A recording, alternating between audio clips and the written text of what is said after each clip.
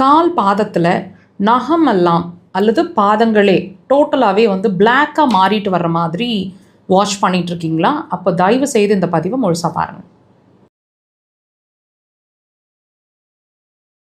இந்த colour changes, அதாவது கருப்பாக மாறிட்டு வர்ற மாதிரி இருக்கிறது, கணுக்கால்லேருந்து கீழே மட்டும் கருப்பாக மாறுறது, நகங்கள் மாத்திரம் கருப்பாக ப்ரௌனிஷாக மாறிட்டு வர்ற மாதிரி நீங்கள் உணர்றீங்க அப்படின்னா இதுவும் ஒரு ஹெல்த் இஷ்யூவோட வார்னிங் சிக்னல். உங்களுக்கு தெரியுமா?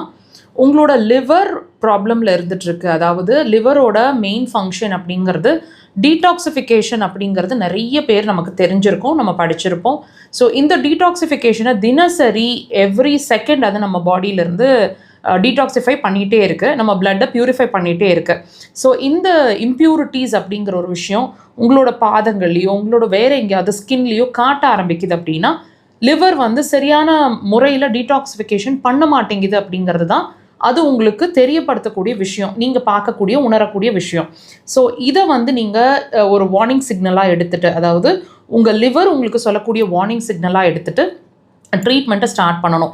இதோடு நான் சொன்ன மாதிரி உங்களுக்கு டைஜஷன் பிரச்சனைகள், நான் சொன்ன மாதிரி எது கழிக்கிறது, புளிச்ச ஏப்பம், நெஞ்சு கரிப்பு, பர்டிகுலராக எண்ணெய், மசாலா, புளிப்பு அல்லது மாமிசம் சாப்பிட்றவங்களா இருந்தால் நான் வெஜிடேரியன், இதெல்லாம் சாப்பிடும்போது ஒரு ஸ்டமக் ப்ளோட்டிங், வயிறு ப்ளோட் ஆன மாதிரி ஆயிடுறது, அதாவது பொடப்பொடன்ற மாதிரி டைட்டான மாதிரி ஆகிடுறது, கேஸ் ஃபார்ம் ஆன மாதிரி ஆகிடுறது, நிறைய ஏப்பங்கள், புளிச்ச ஏப்பங்கள் வந்துகிட்டே இருக்கிற மாதிரி இருக்கிறது, உங்களோட த்ரோட்டில் இருந்து ஈசோஃபெகஸ் அதாவது உணவு குழாய் ஃபுல்லாகவே புண்ணாகிற மாதிரி ஆகிடுறது, சிலருக்கு வந்து கெட்ட கொழுப்பு ரத்தத்தில் அதிகமாக இருக்குது அப்படிங்கிற மாதிரி ரிப்போர்ட் வந்திருக்கும், ஃபேட்டி லிவர் இருக்குங்கிற மாதிரியும் ரிப்போர்ட் வந்திருக்கும், பித்தப்பையில் கற்கள் இருக்குன்ற மாதிரி ரிப்போர்ட் வந்திருக்கும், கண்கள் சுற்றி வலி இருக்கிற மாதிரி, ஐ பால்ஸ்குள்ளே வலிக்கிற மாதிரி ஒரு ஃபீலிங் இருக்கும், புருவங்களோட மேல் பகுதி ஒரு சைடு மாத்திரம் வலிக்கிற மாதிரி இருக்கும், காலை எழுந்த உடனே ப்ரஷ் பண்ணும்போது வாமிட்டிங் சென்சேஷன்ஸ் வர மாதிரி ஒரு உணர்வு இருக்கும்.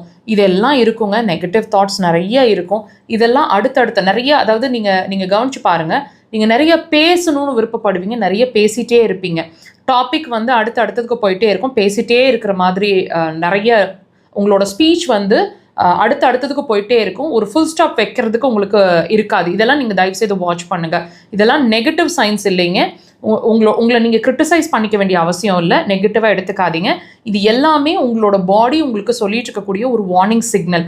தயவு செய்து இதெல்லாம் ஹெல்த் இஷ்யூங்கிறத அண்டர்ஸ்டாண்ட் பண்ணிக்கோங்க. இது எல்லாத்தையுமே அக்குபஞ்சர் ஒரு ஃபுல் ஸ்டாப்புக்கு கொண்டு வரும். கொஞ்சம் பொறுமையாக டெஃபினட்டாக அக்குபஞ்சரை ட்ரை பண்ணுங்கள்.